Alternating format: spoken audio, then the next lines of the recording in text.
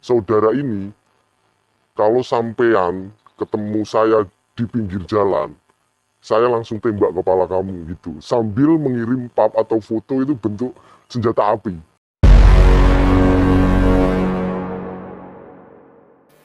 Ya, silakan Mas diceritakan gimana kok sampai pernah dibunuh.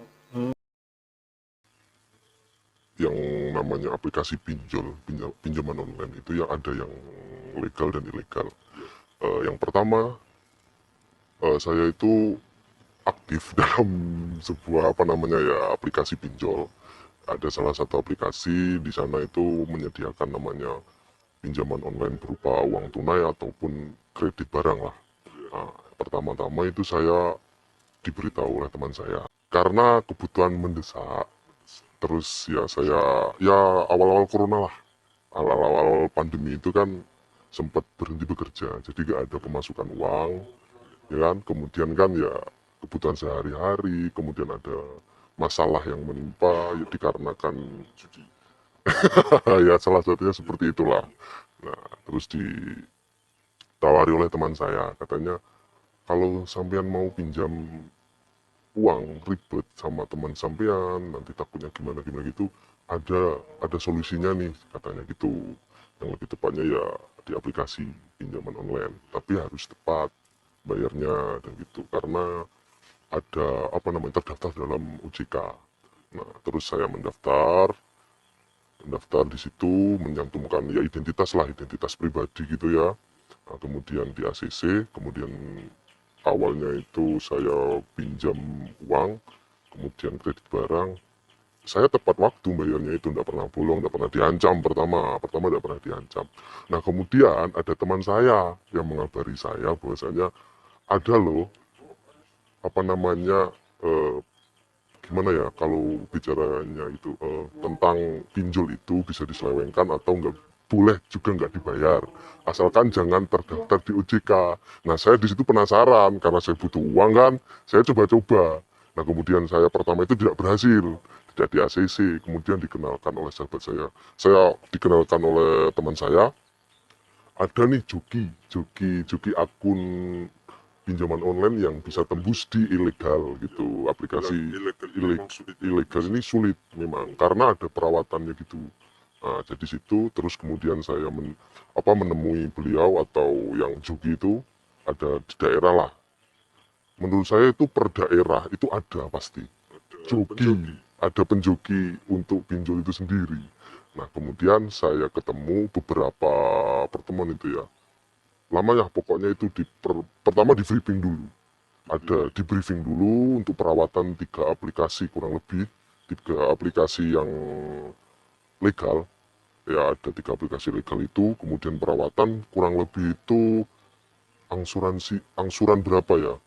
Kurang lebih itu 5 ansuransi. 5 ansuran ya, 5 ansuran, dan kemudian jangan sampai jatuh tempo. Yang pertama itu, yang pertama ada, ini boleh sebut merek enggak aplikasinya? Enggak usah. Enggak apa-apa ya, ada aku laku, terus kemudian ada yang di kredit pintar, dan ada kami. Nah, itu kan terdaftar di OJK. Jadi sistemnya itu, kata penjoki itu jangan sampai menyentuh uang pribadi. Nah, jadi itu ketika kita meminjam di aku laku, ada kami dan kredit pintar, itu dikelilingkan, uangnya keliling. Ketika kita mau mengansur yang aku laku, kemudian dibayarkan dari ada kami nanti jatuh tempo, dibayarkan dari kredit pintar. Nah, dan seterusnya seperti itu sampai 5 ansuran. 5 ansuran, nah kemudian setelah 5 ansuran itu, nah baru kita masuk ke aplikasi yang ilegal. Oh, berarti pinjam yang legal ini untuk agar diterima di aplikasi di pinjol ilegal. Ya, agar gimana ya, agar data pribadi kita itu apa ya namanya, terikat bagus, ibaratnya kayak di aplikasi itu ya bintang 5 gitulah, biar mudah, dipermudah masuk ke ilegal. Nah, ada salah satu itu ketika berbicara tentang pinjol, ketika kita jatuh tempo atau tidak tepat waktu membayarnya. Saya pernah 1 kali di aplikasi yang legal. Nah, di situ itu sopan banget, ramah-ramah lah pokoknya, tidak sampai yang sarkas-sarkas gitu. Nah gitu. Itu kayak gini lah, gini. Bedanya ilegal dan legal, ketika kita telat bayar, itu berbeda sekali.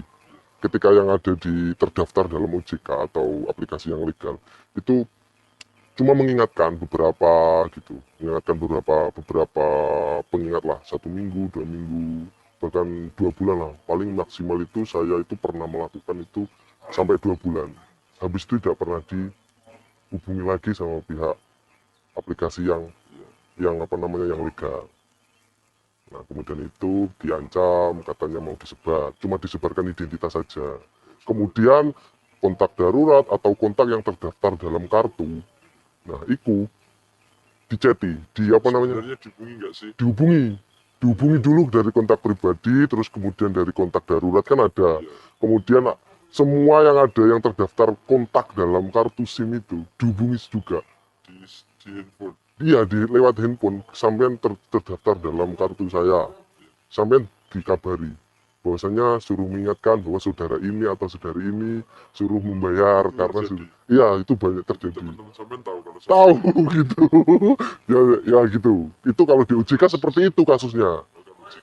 Kalau yang terdaftar di OJK seperti itu. Beda lagi kalau yang ilegal. Iya. Yang ilegal itu pengancaman. Ya seperti yang sampean awal tadi bilang. Gimana bentuk pengancamannya itu selama berapa lama sih? 1 minggu itu masih biasa saja. Berarti sama mulai tidak bayar nih, karena Ya. nggak ada uang ya. Ya memang ada uang gitu. Karena mepet gitu, sepi. Nggak bayar. Minggu pertama. Gimana? Minggu pertama itu masih diingatkan, diteror telepon gitu. Teror telepon, SMS gitu. Kemudian Kayak apa teman? Mas, ayo jangan lupa bayar angsuran atau gimana. ya gitu. Tapi nggak ramah. Pokoknya apa ya, intonasi berbicaranya itu agak Contoh. saudara ini sudah telat pembayarannya gitu. Tapi ya kayak gontok gitulah. Itu kalau di ilegal seperti itu. Nah, sampai itu berjalan sampai 1 bulan, 2 minggu sampai 1 bulan, itu sampai dikirimi chat. Bentuk apa ya namanya, kayak mengancam lah, bentuk pengancaman. Bentuk pengancaman, kemudian ada salah satu chat, itu mungkin ya dari situ. Awalnya saya tidak percaya kalau itu dari apa namanya tim dari aplikasi tersebut. Bahwasanya mau mengancam, mau membunuh saya. Pokoknya kurang lebih itu isinya di chat itu, saudara ini kalau sampean ketemu saya di pinggir jalan, saya langsung tembak kepala kamu gitu. Sambil mengirim pap atau foto itu bentuk senjata api. Nah gitu Pak, saya langsung dredeg itu. Saya mau bayar, apa namanya, cepet. Gitu, apa namanya, takut lah, takut. Pokoknya yang diserang itu psikis lah pokoknya kalau di ilegal itu. Pas sarkas banget itu. Nah, Sampai 2 mingguan. sampai 2 bulanan itu terus diteter seperti itu. Sama prosesnya itu sama kayak di ilegal. Berarti tiap hari teror. Ditawari teror, Ganti dihubungi. nomor aja bisa nggak? Kalau ganti nomor insya Allah bisa. Tapi nanti teman-temannya yang Ya, dihubungi teman-temannya.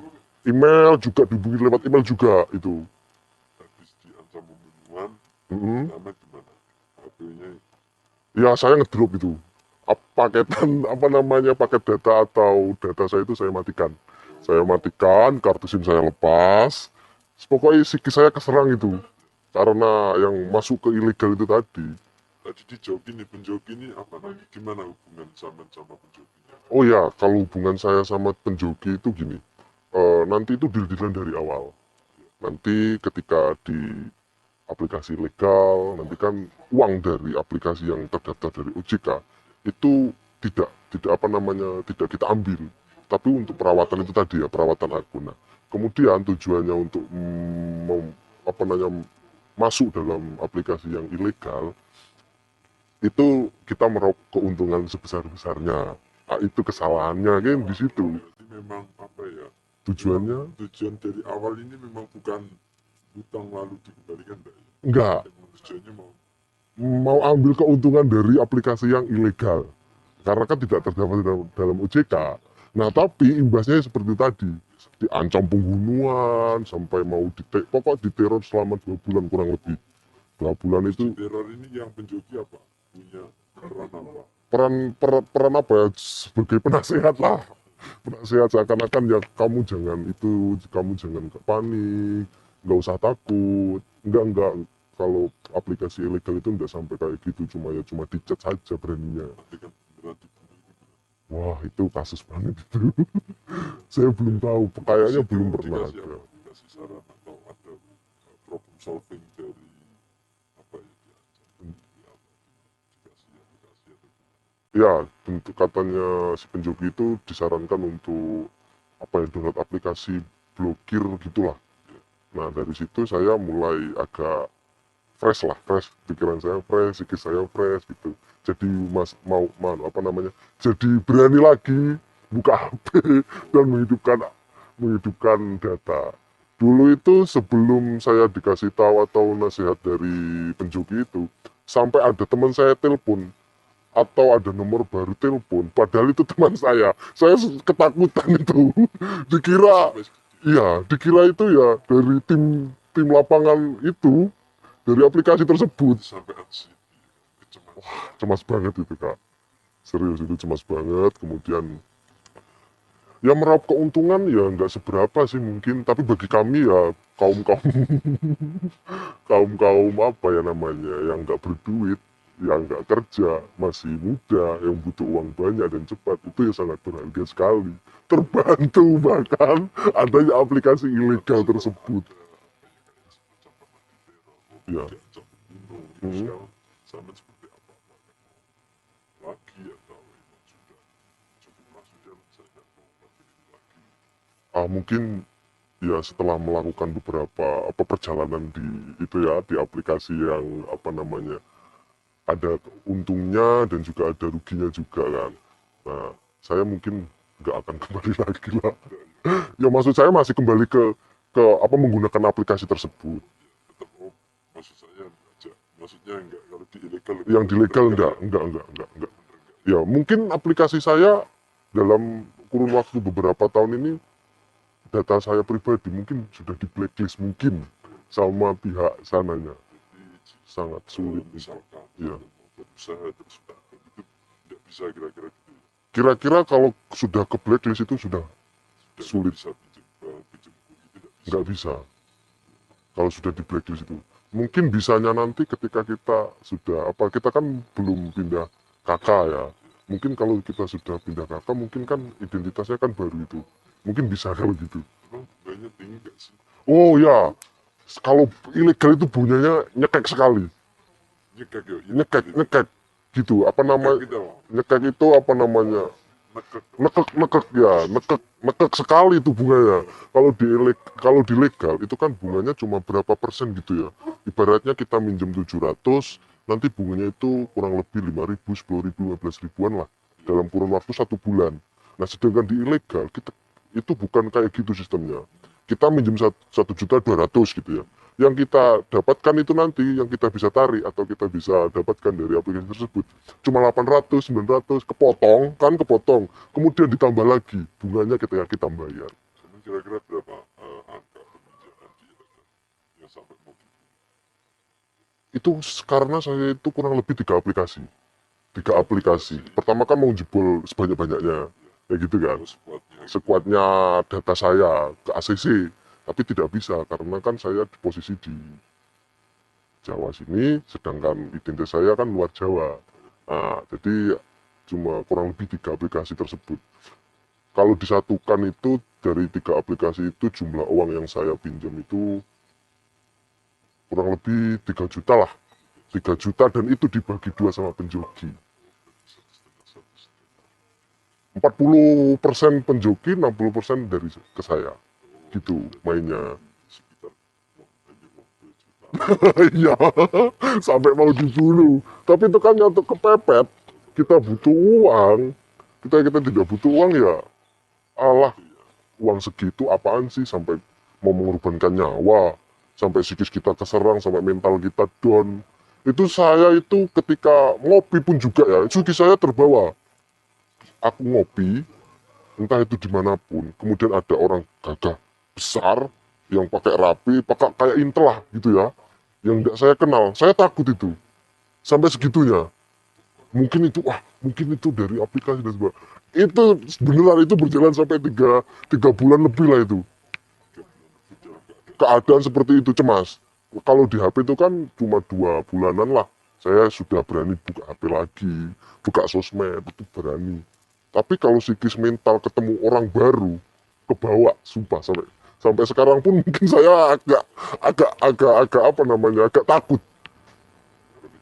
Kalau ketemu orang tinggi gitu, apalagi kayak bawa tas kecil, motornya besar, biasanya kan sales-sales gitu, wah itu psikis saya sampai keserang begitu, Pak. berarti pinjol ini sebenarnya juga membantu Membantu sekali, membantu sekali.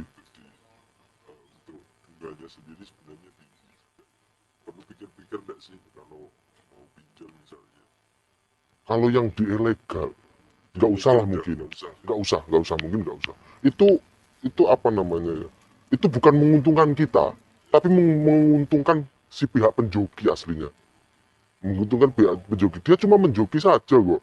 Identitas kita yang diancam, dia nggak tahu apa-apa. Dia mendapatkan uang 40% dari pinjaman kita di ilegal. Padahal kita yang diancam loh. Gitu. Kalau yang di pinjaman online yang legal, Legal mungkin mungkin bisa membantu sekali. Kayak usaha, gitu minjam di situ kan cara cepat. perlu dipikir-pikir nggak sih? Kalau bunganya juga mending Ya sih, tapi kan kita kan nggak ada jaminan kalau di online. Kalau kayak di bank itu kan pasti kita ada jaminan, iya kan? Mungkin kalau anak-anak muda seperti kita mungkin lebih di seperti aku lah gitu. Kita kita lebih memilih dipinjol. Sangat membantu kayak di mahasiswa untuk bayar bayar keperluan kampus ataupun pinjol. Tapi ya syaratnya itu tadi. Kalau sampean mampu untuk membayar kembali utang sampean, ya harus nggak apa-apa sampean minjal. tapi sebenarnya awalnya memang karena judi jadi utang akhirnya utang lagi gitu ya. Konsep Konsepnya saya seperti itu. biasa Gitu. kan banyak. Tapi emang ya biasa, biasa kan judi sekarang. Iya, maksud saya kan pertama kali itu kan memang saya ya agak nakal dikit lah untuk keperluan gitu, ya judi ya. Ya anak muda lah, kenakalan anak muda. Nah untuk menutupi itu Terpaksa terpaksa pinjol, tapi tujuan saya yang pertama itu untuk menutupi saja, bukan meraih keuntungan dari aplikasi tersebut. Kemudian saya ketemu teman saya yang agak nakalnya itu kelewatan, saya dikenalkan dengan aplikasi yang ilegal. Iya, sebelumnya saya tidak mengerti kalau ada aplikasi ilegal. tapi yang tidak sebenarnya kalau sama tidak perlu lah udah nggak usah pakai pinjol-pinjol ilegal. Nggak usah sama sekali, nggak perlu. Mumpung belum terlanjur.